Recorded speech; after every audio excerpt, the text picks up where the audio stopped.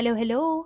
Paano nga ba namin sinelebrate ang Father's Day dito sa New Zealand? Sa mga hindi nakakaalam dyan, dito sa New Zealand, ino-observe ang Father's Day on the first Sunday of September. Wala naman kaming extra special na pinlano para sa araw na yan dahil nga everyday naman dapat ay Father's Day, di ba? Hindi din nga kasi namin alam na Father's Day na pala nung Sunday na yan, akala namin ay the following week pa. So nung Sunday ay pumunta lang kami sa St. Luke's Flatbush Church para magsimba. Nag-a-attend kami ng 10:30 AM mass schedule dahil yung 8:30 AM kasi ay masyadong maaga para sa amin. Natapos yung mass mga 11:30 AM pero hindi na kami uuwi dahil dediretso na kami sa bahay nila Clarissa na taga Papakura. May pa-lunch kasi sa bahay nila dahil nag-birthday siya noong August 31 and at the same time nga daw ay celebration na ng Father's Day. Dito pala sa New Zealand, pag mag-a-attend ka ng isang party, usong-uso dito ang bring a plate. So meaning nito, magdadala ka ng something, usually pagkain, to share with your host and other guests. Hindi dito uso yung pupunta ka lang sa isang party para makikain. Initially, ang plano ko talaga dyan ay mag-bake ng something para yun ang dalhin namin. Pero limited na kasi yung time ko in the morning at magpiprepare pa nga para magsimba.